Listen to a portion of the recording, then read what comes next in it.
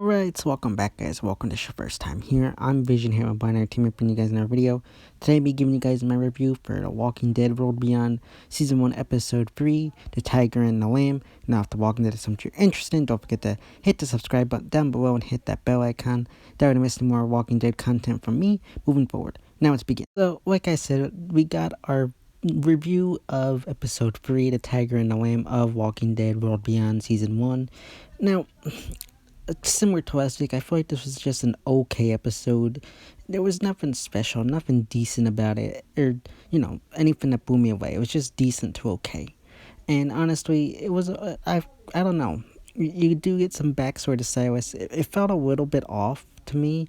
Like, we kind of get this sense that he has a violent past to him, but at the same time, we don't get much into seeing that actually happening.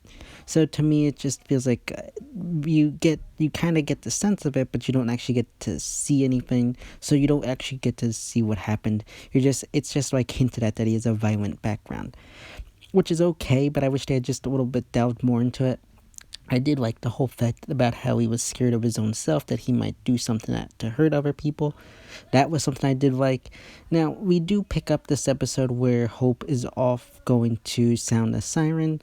And this was okay.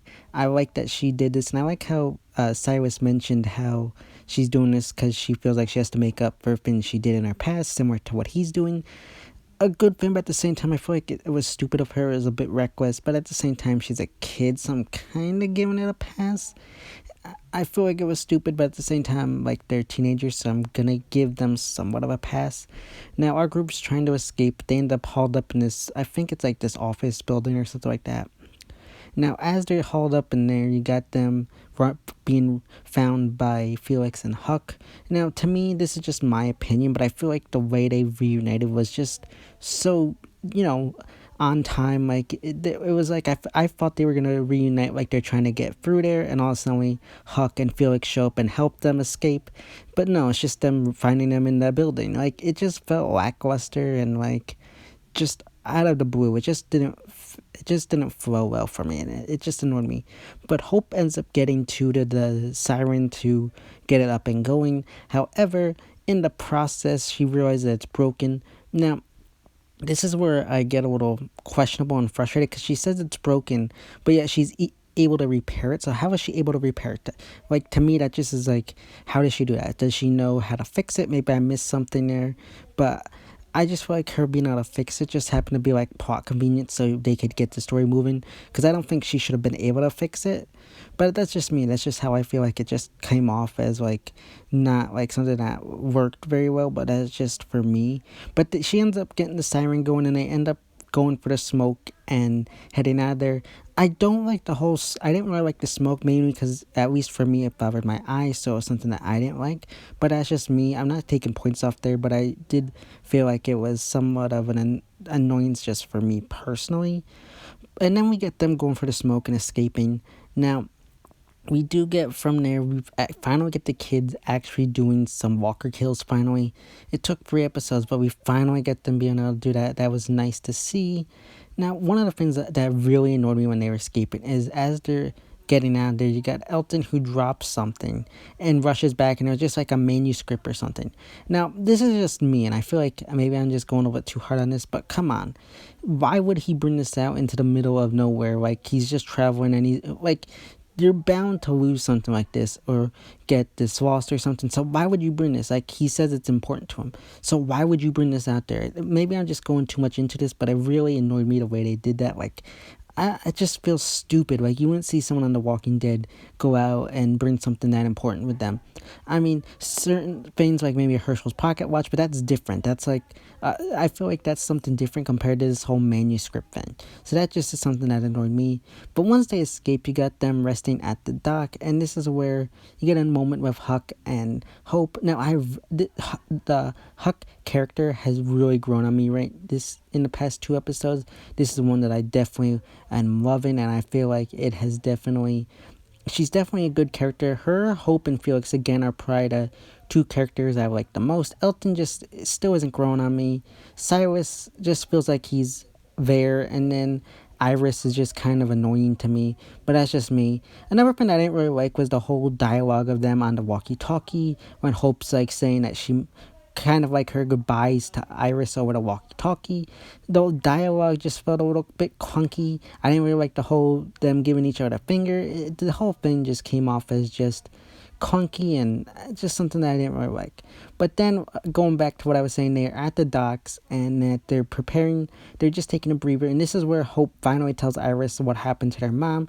And I really like this because usually shows will do this thing where they'll have something like this, but they won't have it be told right away. They'll leave it going and finally reveal it either like at the mid-season finale or at the actual finale. So the fact that they added it in here instead of dragging it out was something that I do give props to the show for, because it's just nice that they added it there. I still believe this whole thing of Hope killing Elton's mom is just, something for internal conflict. It feels forced, but that's just me. But overall, if I'm looking at this episode, it was pretty decent. We do get some stuff with the CRM at the end where one of Elizabeth's soldiers is kind of questioning what they do.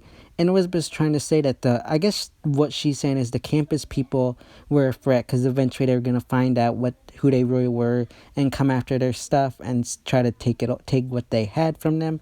That is a very interesting idea.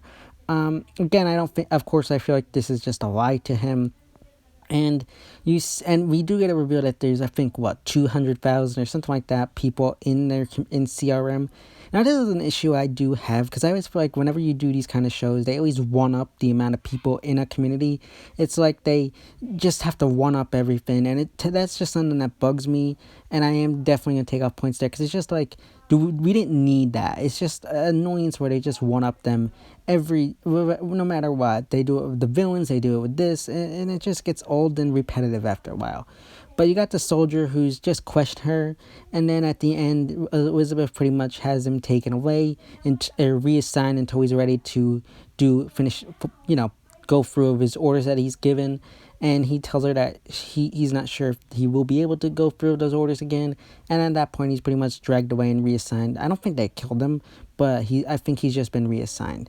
And you do see Elizabeth crying at the end. I don't totally understand that, but it's interesting. I'm definitely curious to see what goes on there. Was this guy someone close to him? Was this her son? I don't know. It's very interesting. I like that. And as much as it was interesting, but it's not something mind-blowing or crazy to me. It's just okay.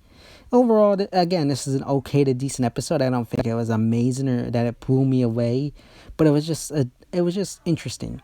Again, the Silas stuff was okay. I could have done a little bit better with that. I'm not a huge fan of these, flashbacks. I might go into that with a future video, but I feel like these flashbacks are just weak. I feel like they need to add more substance to them. And whenever shows do flashbacks, they'll have it line up with the character growth. Meanwhile, here it's just background to the character that doesn't really do much, in my opinion.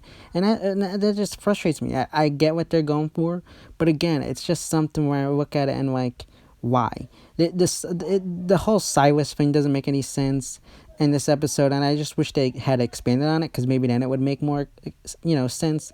But I don't know.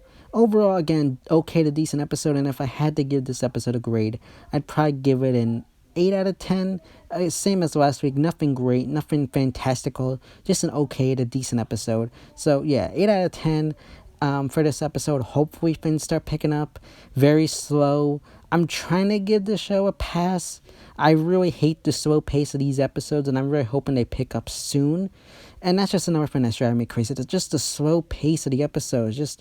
I don't know. It just drives me nuts. I just start losing my attention span halfway through it because it's just so slow and boring. So that's something I really hope that they can fix up. Again, I know there are people who are giving this very low, ratings, below a 5 out of 10. I wouldn't say it's, that bad. There's definitely things where they could improve on, but I don't think it's that far down. I definitely think it could be better, but it's just not great. It's not fantastical like some people are saying.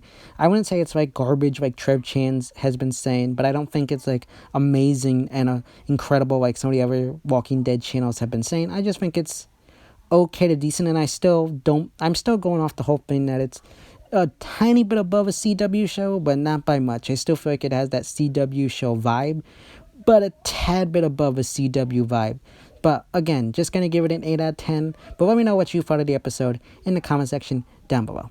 So yeah guys, that's my review of Walking Dead World Beyond Season 1 Episode 3, The Tiger and the Lamb. As always, if you like this video, don't forget to give it a big thumbs up and share. Don't forget to hit the subscribe button down below and hit that bell icon. That way don't miss more Walking Dead content from me moving forward. And you can go follow me on Instagram and Twitter, which are ranked in the best section on my YouTube channel.